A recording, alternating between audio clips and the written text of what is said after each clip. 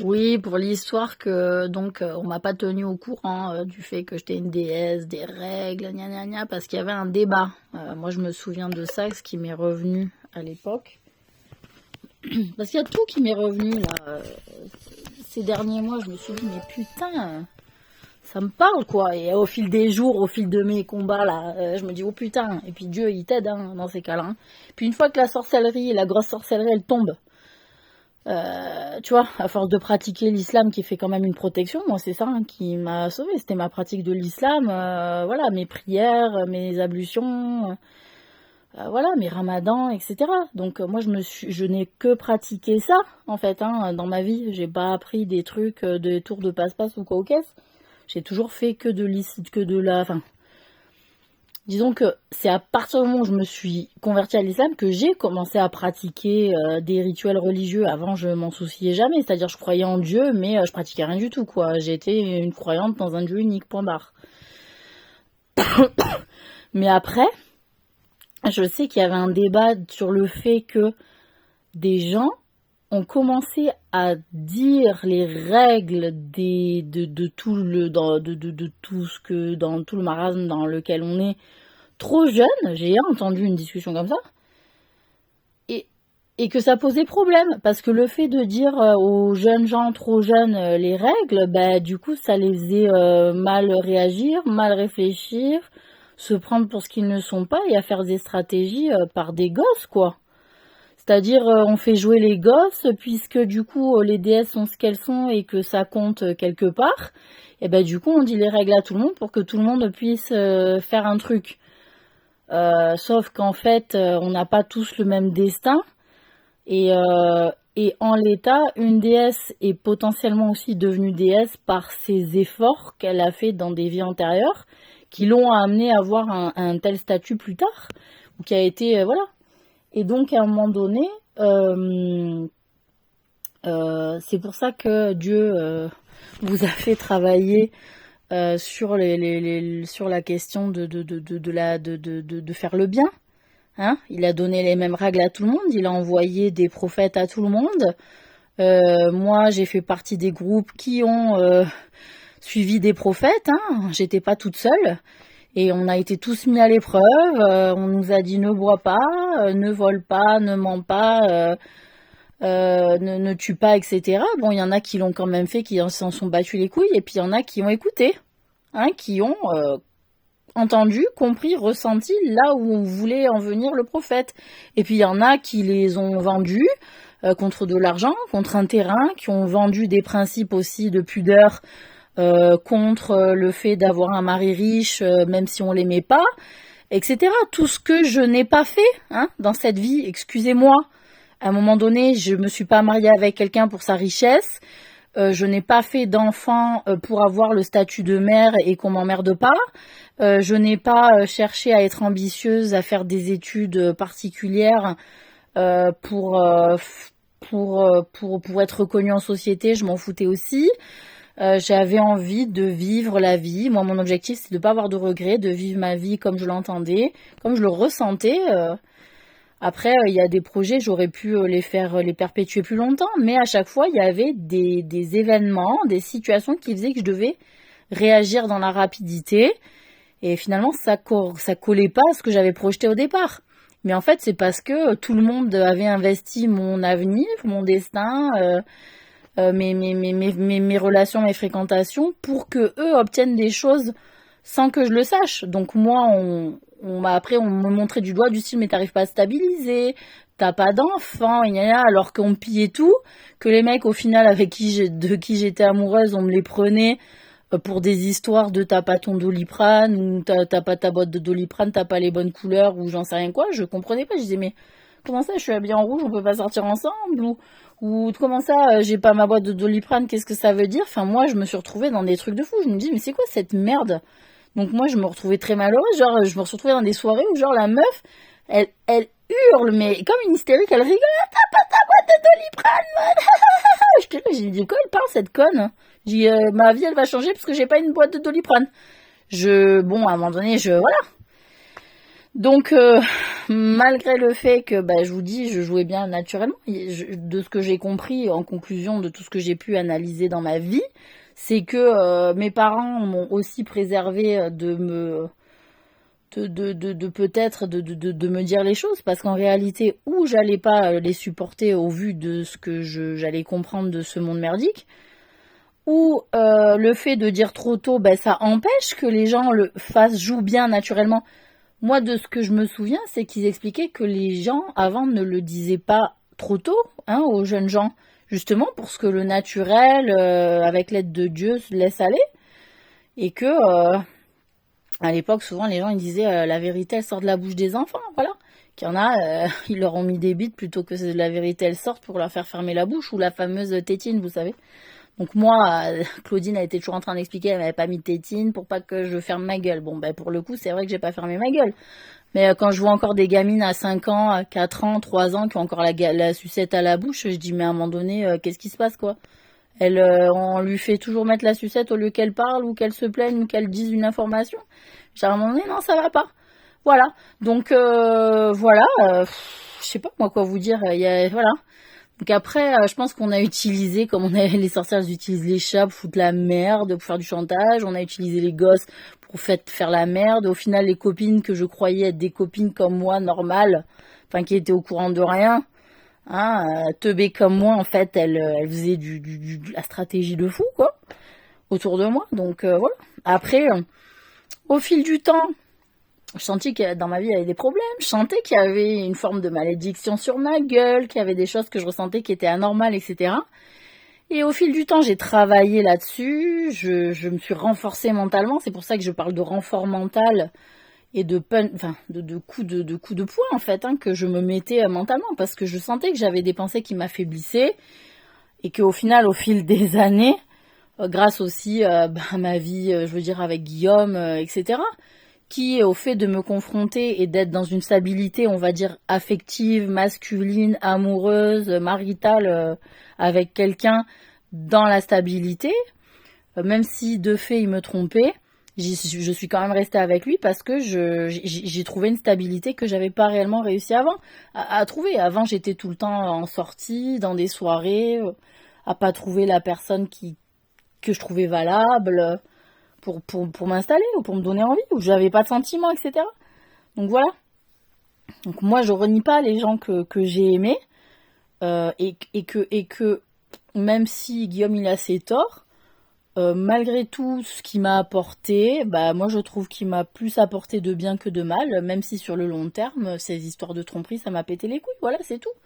Donc après, je l'ai quitté pour ces histoires de tromperie, j'en avais marre. Mais sûrement que j'aurais pu continuer à faire mon devoir d'épouse, à être avec lui. Mais après, c'est sûr qu'il y avait des choses, c'était pas fluide non plus entre nous, voilà. Ça, je l'ai déjà fait une vidéo là-dessus. Mais donc moi, de toutes les personnes qui ont croisé ma vie et qu'au final ont fait les choses envers moi comme j'ai fait avec eux, c'est-à-dire avec le cœur, de manière gratuite, parce que d'après ce que j'ai compris, c'est sûr que j'avais du beau jeu. Donc il y avait des gens qui voulaient aussi un peu s'y frotter. Mais enfin, quand même, il y avait personne qui venait. Il y avait personne qui venait. Il y a que Giovanni, c'est vrai, qui m'avait proposé qu'on se mette en couple. Mais il y avait quand même quelque chose qui me freinait vachement, quoi. Et énormément physiquement, il y avait quelque chose qui me freinait. Et donc j'avais refusé. Et après, je trouvais personne. Toutes les personnes dont je m'approchais, je sentais qu'il n'y avait pas du sérieux derrière. Et finalement, quand j'ai rencontré Guillaume, c'est le seul qui m'a... Malgré que je t'ai pas passé, malgré que j'étais allée en hôpital psy parce que je lui avais dit d'entrer, je lui ai rien caché.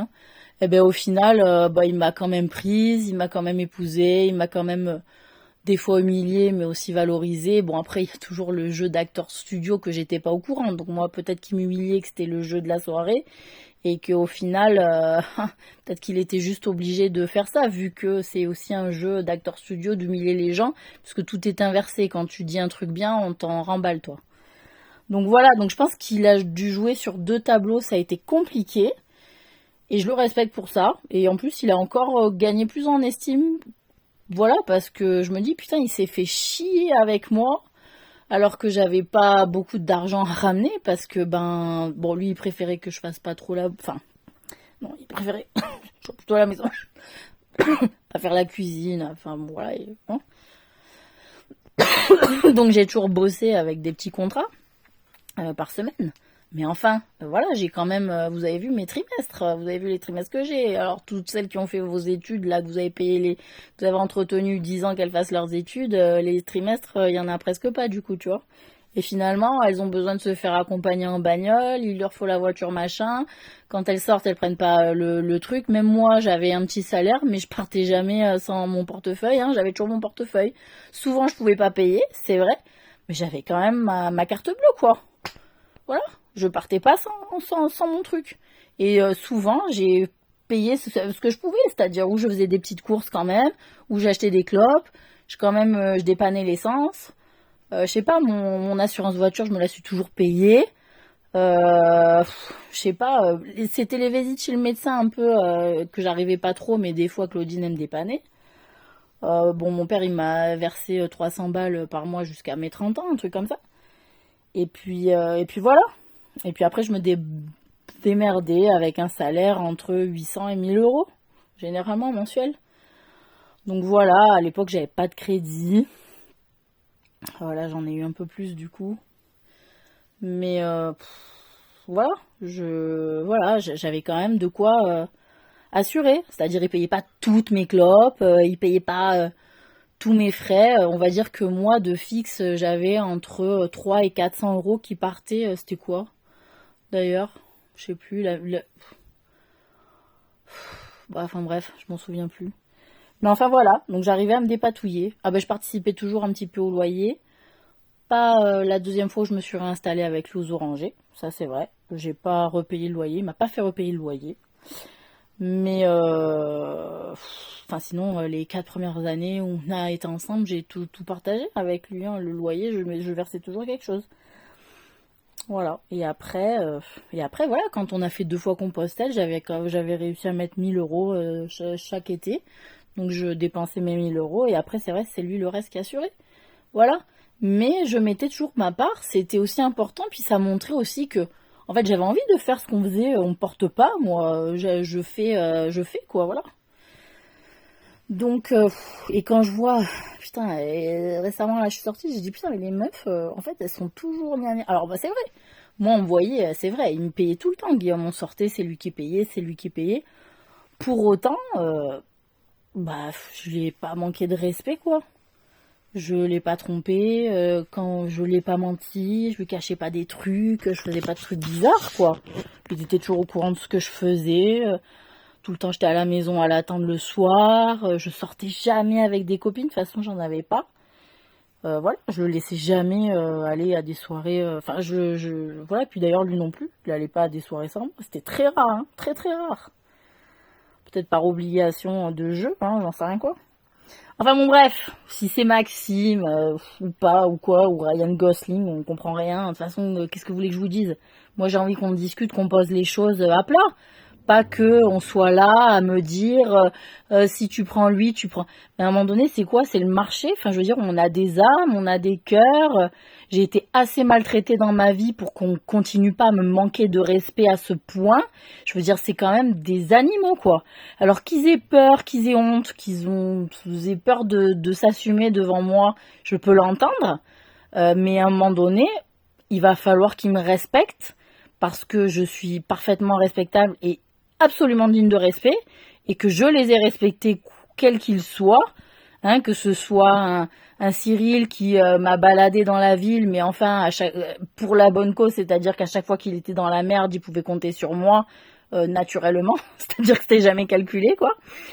Et peut-être pareil pour Colin, Colin il était gêné avec cette histoire de Honda, il en a fait tout un pataquès, sauf que au final je m'en fous. Et au final, y a qui encore? Bon bah Tristan, l'histoire s'est révélée à moi quand même cet été, qui m'est tombé quand même sur la gueule.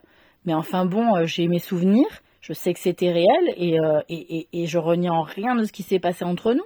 Il m'a porté, je l'ai porté, je me souviens des souffrances que j'ai vécues aussi. Et que lui, il a vécu, hein, et que là-dessus, je renie personne en fait, voilà. Que même j'arrive à faire la nuance entre des personnes, c'est-à-dire qui m'ont fait du mal, mais qui ont aussi été douées, qui m'ont quand même apporté du bien, mais qu'à un moment donné, si le mal est plus grand que le bien, il va falloir faire payer aussi. Je veux dire, à un moment donné, je reconnais quand même l'intelligence et la force de caractère et la droiture à certains niveaux. Puis je comprends en plus que ça puisse merder aussi sur d'autres. Mais qu'à un moment donné, s'il y a des innocents qui payent le prix de sur quoi ça merde, ça va pas. Donc voilà. Je suis quand même, c'est vrai que je vous gueule dessus, mais il faut voir ce que je me suis pris dans la gueule. Hein, tout le monde hallucine tellement ils se disent mais c'est pas possible qu'elle ait réussi à faire ça toute seule, que ça a mis des plombs à ce qu'on me revérifie 1000 fois pour dire que les putes qui s'approprient mon boulot et que soi-disant je suis aidée, elles racontent parce que tellement c'est impossible de faire ça toute seule. Je vous l'annonce, j'étais toute seule, hein, je le jure devant Dieu. Voilà, je le jure, tiens, voilà, je le jure devant Dieu que j'étais seule.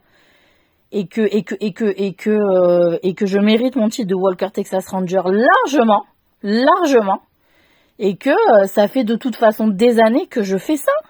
Enfin, voilà, ce que vous m'avez vu faire là en condensé sur quelques mois, c'était certes en condensé parce qu'il y a eu les nuits blanches, hein, il y a eu tous les frais que normalement je n'ai pas autant de mois d'affilée. D'accord? Avec des courses, des 130 balles plusieurs fois par mois, ça c'est pas un truc que j'ai l'habitude de faire, clairement. Si vous demandez des comptes à ma banque, j'ai jamais été en dessous de 500 euros les 8 dernières années. Hein. Je vous le dis. Voilà. Donc, à un moment donné, je sais pas quoi vous dire. J'ai appris à jouer petit parce que de toute façon, j'ai eu que des petits salaires. Hein, et que à un moment donné je me suis contentée de voitures à 3000 balles ou à 4000 balles grand maximum, et que à l'époque, excusez-moi, on arrivait à avoir une Polo Volkswagen qui avait quoi 7 ans d'ancienneté à 4000 balles ou 5000. Je veux dire, vous partez en couille au niveau des prix des voitures aussi, non? Ça va, calmez-vous quoi. Donc voilà, hein. Et qu'est-ce que je voulais dire d'autre?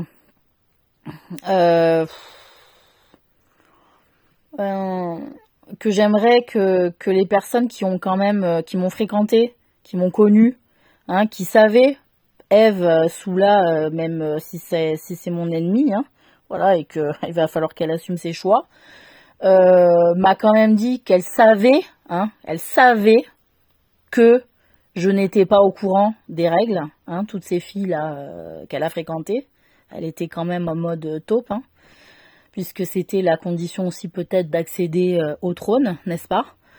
Donc, elles sont toutes menteuses. Elles sont toutes, malheureusement, je suis désolée pour vous, c'est dur à entendre.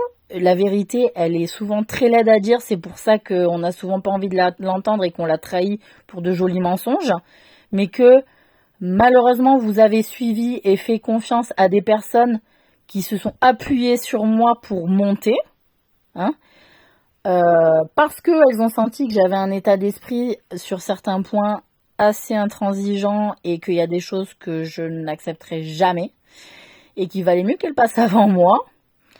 Et au mieux, si je devais à un moment donné passer et révéler toute la merde qu'elles avaient fait, parce qu'elles pouvaient passer, elles n'étaient pas obligées de faire de la merde comme elles ont fait, et puis s'enrichir sur mon cul pendant des années, et à faire tout un trafic de fous derrière, et à mentir, parce que moi je les ai fait passer, les meufs c'était mes potes, je les ai fréquentées il y a 20 ans, et je découvre qu'elles s'occupent encore de mon cul, et qu'en plus elles veulent m'écraser pour pas qu'il y ait des mensonges qui soient révélés en fait, ou tous leurs petits péchés, leurs petits calculs. C'est ça que je suis choquée. Voilà, je me dis, mais putain, mais ces meufs, j'ai plus fait une sortie avec elles, quoi, qu'est-ce que c'est que ça? Donc on fait croire à des rendez-vous où on me parle vite fait 2 minutes comme ça de loin, du style, non mais on est en binôme, mais non, moi c'est quand on vient me parler, c'est toujours des inconnus, excusez-moi, voilà. C'est de la manigance théâtrale, quoi, pour moi, voilà.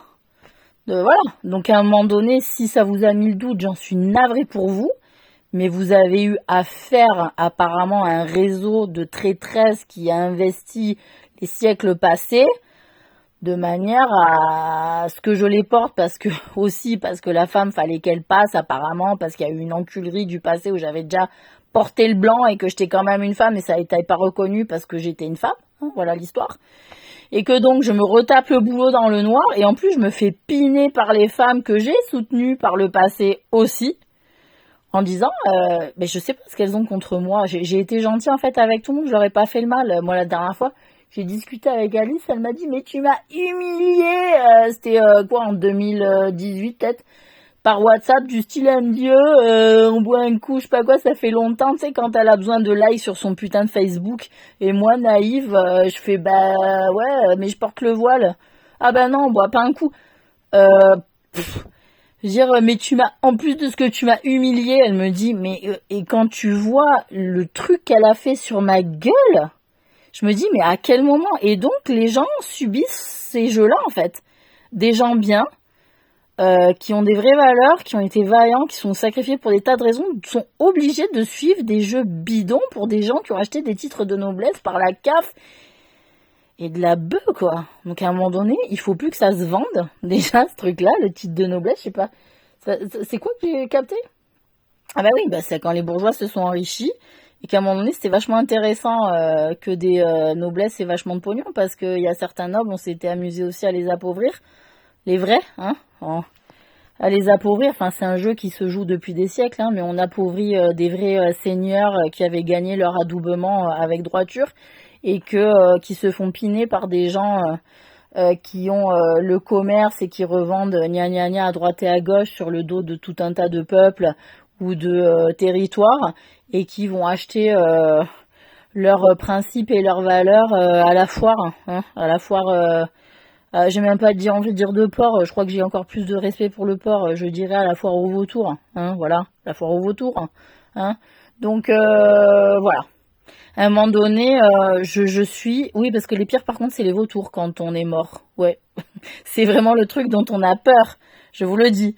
Quand on est mort, qu'il y a le corps comme ça qui est à plat et qu'on attend la mort, hein, notamment Tristan à l'époque, qui doit te délivrer ton âme parce que tu peux pas bouger, que tu es obligé d'attendre, hein, et que le froid, ça t'engourdit les membres qui te font quand même mal parce que ou tu t'es pris une flèche, ou tu t'es pris une épée, ou tu t'es pris je sais pas quoi dans la gueule, et que t'es obligé d'attendre, et tu te dis putain, j'espère qu'il va arriver, parce que là il y a les vautours aussi qui sont en train d'arriver. Donc quand il fait froid, c'est vrai que ça sort moins, hein, mais par contre quand il fait chaud, ils sont plus là.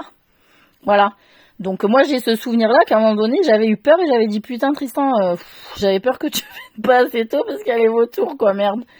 Voilà. Donc petit souvenir dédicace. Qu'est-ce que je voulais dire d'autre? Voilà, donc je ne veux plus qu'on me vérifie, je ne veux plus qu'on laisse aucune chance à ces femmes qui ont trahi les femmes du monde au nom d'un féminisme minable, de droit de cuissage sous prétexte de dénoncer. Elles enferment les personnes dans des jeux de rôle dégueulasses. Je veux dire, à un moment donné, ça me répugne. Ça me répugne. Vous imaginez pas la conneries qu'on peut entendre dans ce genre de putain de rendez-vous où on boit le thé, vous savez, avec des tasses machin, hein, et que finalement ça a été fait au Japon ou en Chine, où c'est juste une personne qui est partie en Chine ou au Japon qui a appris une technique par machin, et que finalement elle va piner la Chine, tu vois, parce qu'elle vient faire la mac en France de ce qu'elle a appris, mais qu'elle va pas l'aider, la Chine, derrière. Elle va ni aider le Japon, elle va ni aider l'Afrique, elle va rien niquer à part juste dire ouais je suis allée en Afrique, je suis allée super cool, et puis ouais je suis allée en Espagne niquer, et puis lui ouais il a les cheveux t'as vu ébouriffés, il est vachement cool, il a voyagé, parce que c'était ça à la fin, les soirées bobos là, hein, voilà, on a les cheveux ébouriffés, on est beau gosse, on se drague, putain on est quelqu'un. La meuf elle est partie machin, elle a quand même des études trucs, elle a un projet de vie, elle est ambitieuse gna gna, parce qu'au final moi c'est ça que je me suis rendu compte. J'étais ado, je me retrouve à aller à des soirées reggae ska, on fume des pétards, c'est la weed, c'est le reggae, c'est cool et tout, naninana. D'accord, on va danser le ska, c'est cool, d'accord. Et au final je me retrouve avec des gens qui sont vachement ambitieux après une fois passé le bac. C'est-à-dire la fraternité, tout ça, on oublie. On va dans des trucs, certes, de club. On commence à penser à des grosses études, à penser à moins à l'amitié, à faire plus des trucs... Enfin, c'est-à-dire que le truc, on avait l'impression qu'on se respectait à 16 ans, À 20 ans, ça y est, ça a disparu, tu sais, t'existes plus. Vu comment je me suis fait piner la gueule par ces gens-là, je peux te dire que, ouais, effectivement, j'ai pu fumer des pétards avec eux à 16 ans. Par contre, ça voulait rien dire du tout, hein. Les mecs, ils étaient déjà en train de réfléchir à ce qu'ils allaient programmer comme truc pour me piner la gueule à un moment donné. Donc, voilà. C'est pour ça que moi, des amis, j'en veux pas. Je veux des frères d'armes. Ceux qui savent se battre, qui ont de l'honneur, hein, qui ont de l'honneur, et qui savent que ce que ça coûte, en fait, 1, d'être trahi, 2, de se battre, et 3, de mourir pour rien. Tu vois ou pas? Parce que mourir encore, c'est une chose, hein. Ça va te donner de la force de mourir pour une cause qui est supérieure à ce monde de merde. Par contre, tu meurs pour une raison de merde, c'est assez dégueulasse. Je peux te le dire. Que tu perdes ton intégrité et ton honneur pour une raison de merde. Voilà. Encore les gens qui ont la peur. Ils se sont pas entraînés à la dépasser, ils ont pas assez la foi, peut-être qu'ils ont trop trahi, trop merdé pour que Dieu il leur donne vachement de peur comme ça, qu'ils n'arrivent pas à dépasser. Hein. C'est-à-dire si tu as vachement merdé avant, tu vas le sentir à un moment donné, quoi. À un moment donné, si t'as pas réussi à affronter le truc plus tôt, tu vas te le carrer jusqu'à ce que t'arrives, ou si t'arrives pas, tu vas te le carrer. Et donc, tu seras toujours handicapé, tu seras toujours un poids faible, hein, c'est-à-dire t'arriveras pas. C'est-à-dire, tu auras toujours besoin des autres pour te rassurer, et que quoi qu'ils te disent, tu feras pas le truc parce que ça marche pas, ça te rassure pas. Donc voilà, c'est vrai que là-dessus, ethniquement, généralement, on dit c'est la nature qui fait son œuvre et qui fait l'élimination naturelle, là je sais plus comment on appelle ça.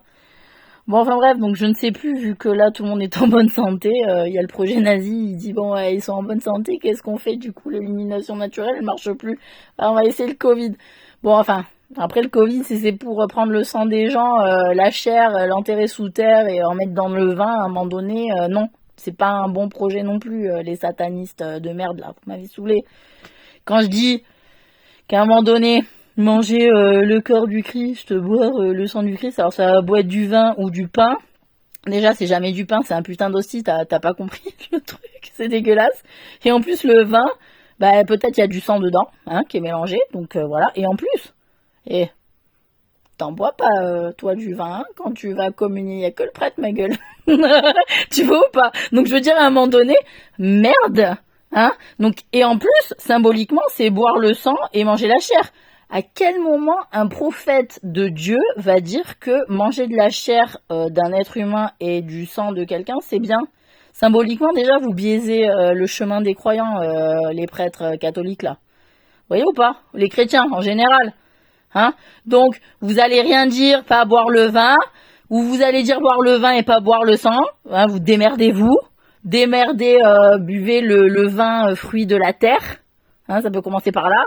Et mangez le pain fruit de la main humaine et de l'effort des agriculteurs qui se sont sédentarisés voraces. Voilà. Hein? Putain. Qui c'est qui a demandé à ce que je tousse? Voilà, parce que ça aussi, ça me saoule. Les gens, ils disent, bon, alors si c'est vrai, elle tousse, si c'est faux, gna gna, si c'est truc, ça me casse les couilles, quoi. J'ai que ça à foutre, en fait, à tousser, parce que l'autre a fait, quand l'autre, il commande, je suis pas Amazon. Ça va ou pas? C'est pas en un clic que ça sort. Apparemment, si. Mais vous pouvez tous le faire, puisque vous faites des programmes par texto, là, je sais pas quoi, là, par programme, là, par smartphone, on n'a rien compris. Bon, enfin, on m'a saoulé, de toute façon, tout m'a saoulé, voilà. Donc du coup, je me saoule, comment on appelle ça,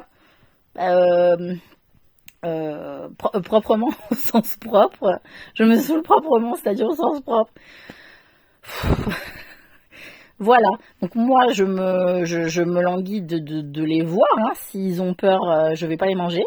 Mais par contre, faites les choses correctement, quoi. Respectez-moi, hein, comme je vous ai respecté, que je vous ai pas oublié, que je vous ai bien servi, hein, Maxime, merci. Et que, en dernière instance, j'ai pas l'impression de vous avoir trahi quiconque. Et en plus de ça, j'ai l'impression d'avoir tenu tous mes contrats. Merci, hamdoulillah. Et en plus de ça, j'ai l'impression d'être quand même sympa, malgré tout, agréable, hein. Et que de toute façon, vous pouvez vous la jouer comme vous voulez. Ça changera rien. Vous avez peut-être l'impression que ça change quelque chose, mais en réalité, nous on appelle ça l'illusion. Et que ceux qui méprisent pas effectivement ce concept-là vont toujours chercher à maîtriser le truc immaîtrisable parce qu'ils ont rien compris. C'est pour ça que quand je passe devant des filles, là, comme l'autre fois, là, viennent, elles rigolaient comme ça, je les regardais, je dis mais toi t'as rien compris, tu peux rigoler mais t'as rien compris. Elle a rien compris, hein, voilà.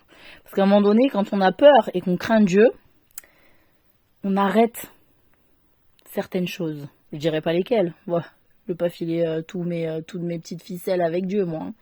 Mais il y a des choses, elles sont pas allées très très très loin dans la réflexion et dans la remise en question de ces erreurs et du manque d'humilité, entre autres. Voilà, la paix sur vous, c'est vendredi, comment on dit putain, comment on dit